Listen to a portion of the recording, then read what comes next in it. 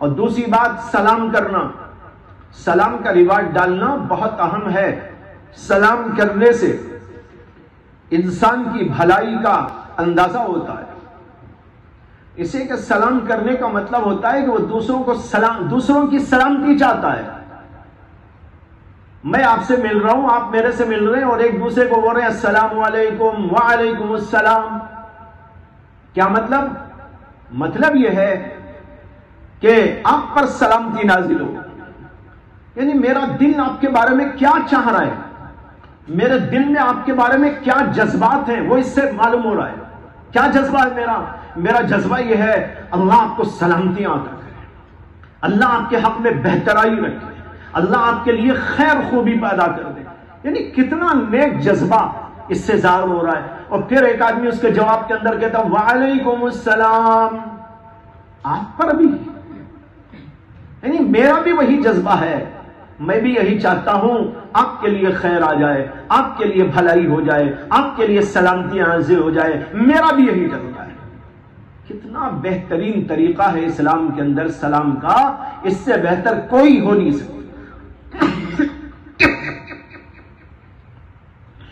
دوسرے لوگوں میں جیسے انگریزوں میں ہے good morning, good evening, good night, یہ بولتے ہیں وہ لوگ، لیکن اس جملے کے اندر کوئی خاص بات نہیں ہے۔ اسی کا ترجمہ بعض اردو والے بھی کر دیتے ہیں صبح بخیر، یا نا یہ اسی کا ترجمہ ہے صبح بخیر۔ بخیر بھی نہیں، یہ بخیر بھی بہتر جملہ ہے، گڈ کے اندر تو اس سے بھی کم درجے کا مفہوم ہے۔ لیکن السلام علیکم بڑا پیارا جملہ ہے۔ ایک عورت اسلام لائی صرف السلام علیکم والے جملے کی وجہ سے، امریکہ کی رہنے والی تھی، خالص یہودی النسل تھی، بڑی پڑھی لکھی تھی، اور اس کے پڑوس میں کوئی مسلمان رہتے تھے کچھ فاصلے پر، ان کا انتقال ہو گیا، ان کے انتقال کی خبر ملی، تو اس نے ہمدردانہ اور انسانی تقاضے کو پورا کرنے کے خیال سے وہاں جانے کا ارادہ کیا۔ جاتے جاتے سوچنے لگی اب میں وہاں پر جاؤں گی، مردہ رکھا ہوا ہوگا اور اس کے گھر والے اور رشتہ دار بیٹھے ہوئے رو رہے ہوں گے، پلا رہے ہوں گے، غم میں ہوں گے۔ اب میں جاؤں تو ان کو جا کر کیا بولوں، کیا انداز سے وش کروں، یعنی سلام کیسے پیش کروں۔ کہتی ہے کہ میں سوچنے لگی کہ کیا بولوں، ہمارے یہاں تو بولتے ہیں گڈ مارننگ، اب میں جاؤں گی اور ان کو بولوں گی گڈ مارننگ، کتنا برا لگے گا، وہ تو غم میں مبتلا ہیں، ماتم کر رہے ہیں، پریشان حال ہیں، اور میں ان سے جا کر بولوں گڈ مارننگ، آپ کے لیے تو بہترین صبح آئی ہے، لا حول ولا قوت الا باللہ۔ ان کے لیے تو غم زدہ ہے ماحول، غم زدہ صبح، اور میں ان سے کہوں تو کتنی غلط بات ہو جائے گی۔ کہتی ہے کہ سوچ ہی رہی تھی کیا بولوں، اتنے میں گھر آ گیا، اب کوئی اور تو جملہ سمجھ میں نہیں آیا، وہی بولنا تھا، اور یہ بولنے کو تو بول دیتے ہیں، سوچتے نہیں ہیں لوگ۔ وہ سوچنے لگی تو اندازہ ہوا کہ کتنا غلط جملہ ہے اس موقع کے لیے۔ ہاں شادی کا ماحول ہو، آپ کہیں گڈ مارننگ، بہت اچھا لگتا ہے، ولیمہ ہو رہا ہے، آپ کہیے گڈ مارننگ، بہت اچھا لگتا ہے، اسی طرح عید ہو رہی ہے، آپ کہیے گڈ مارننگ، بہت اچھا لگتا ہے۔ لیکن میت کے گھر میں جا کے گڈ مارننگ، یا حادثہ ہو گیا، کوئی بیمار پڑا ہوا ہے، کل رہا ہے، اور آپ اسے کہیں گڈ مارننگ، ہاسپٹل میں جائیں بیماروں کی عیادت کے لیے اور کہیں گڈ مارننگ، لا حول ولا قوت الا باللہ، کہتے ہیں بڑا غلط۔ تو میں سوچ ہی رہی تھی، گھر آ گیا کیا کروں، وہی جملہ تھا، وہی کہہ کر بیٹھ گئی۔ لیکن جب میں وہاں بیٹھی تو دیکھ رہی تھی کہ آنے والے کہہ رہے تھے السلام علیکم السلام علیکم، بولنے والے جواب میں کہہ رہے تھے وعلیکم السلام۔ کہتی ہے کہ میں سوچنے لگی یہ کوئی جملہ ہے جو آپس میں ملتے وقت یہ مسلمان لوگ بول رہے ہیں، اس کا مطلب کیا ہے۔ اب اس نے کسی سے پوچھا، جب پوچھا تو انہوں نے کہا اس کا مطلب ہوتا ہے السلام علیکم، تمہارے اوپر سلامتی نازل ہو، وعلیکم السلام جواب میں کہتے ہیں تو اس کا مطلب ہوتا ہے تمہارے اوپر بھی سلامتی نازل ہو۔ کہتی ہے کہ بات سنتے ہی میرا دل کہنے لگا اس سے بہتر کوئی جملہ نہیں ہو سکتا وش کرنے کے لیے۔ اور یہ جملہ ایسا ہے، شادی کا موقع ہو، غمی کا موقع ہو، بیماری کا موقع ہو، حادثے کا موقع ہو، پریشانی کا موقع ہو، عید کا موقع ہو، شادی کا موقع ہو، ہر موقع پر فٹ ہو جاتا ہے۔ شادی ہو رہی ہے، آپ کہیے السلام علیکم، بالکل ٹھیک۔ کوئی مردہ پڑا ہوا ہے، اس کے گھر میں آپ جا کے کہیے السلام علیکم، تمہارے اوپر سلامتی نازل ہو، کیا برا ہے؟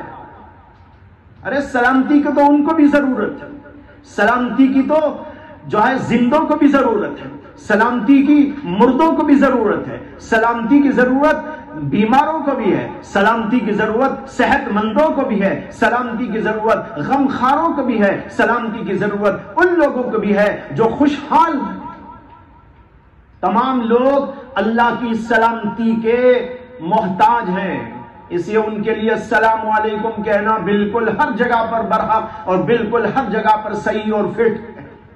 کہتی ہے سوچنے کے بعد مجھے اس بات نے یہ بات سوچنے پر مجبور کر دیا کہ وہ اسلام کیا ہے جس نے یہ جملہ سکھایا ہے۔ ایسا جملہ تو کوئی انسان نہیں سکھا سکتا جو ہر جگہ فٹ ہو جاتا ہو۔ کہتی ہے کہ اب میں نے غور کرنا شروع کیا اور کتابیں پڑھنی شروع کی اور پھر اس کے بعد الحمدللہ وہ مسلمان ہو گئی۔ سمجھ میں آیا؟ اس کا نام بھی بتا دیتا ہوں، اس کا نام ہے مریم جمیلہ۔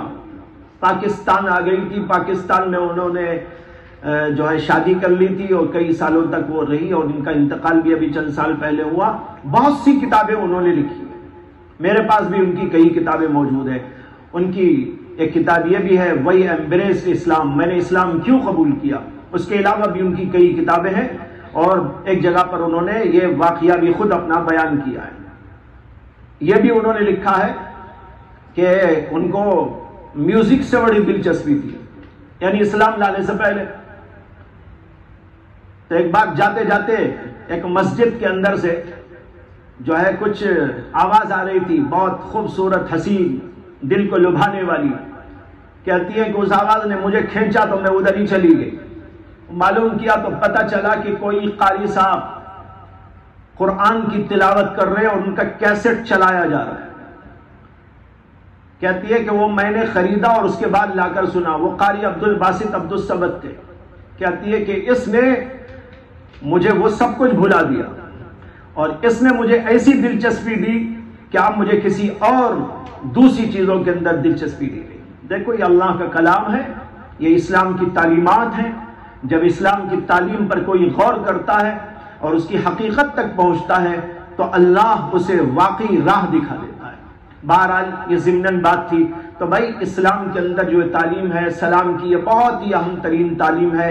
اسی آپس کے اندر بھی سلام کا رواج ڈالو، جہاں بھی کوئی ملے اس کو سلام کرو، آپس کے اندر بھی ایک دوسرے کو سلام پیش کیا کرو، بڑے ہوں کہ چھوٹے ہوں ایک دوسرے کو سلام پیش کرنے کی عادت ڈالنا چاہیے۔ یہ دو اہم چیزیں ہیں جو اس حدیث پاک میں اللہ کے رسول علیہ السلام نے بیان فرمائے۔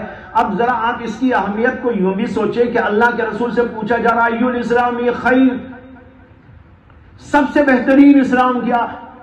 آپ یہ دو چیزیں بیان کر رہے ہیں تو اللہ کے نبی کی نگاہ میں اس کی اہمیت معلوم ہوئی کہ نہیں معلوم ہوئی؟ جب اللہ کے نبی کی نگاہ میں اس کی اتنی اہمیت ہے کہ آپ اس سوال کے جواب کے اندر اس کو بیان فرما رہے ہیں تو ہمیں بھی اسی طرح ان چیزوں کو اہمیت دینی چاہیے اور عمل میں اختیار کرنے کی کوشش کرنا چاہیے۔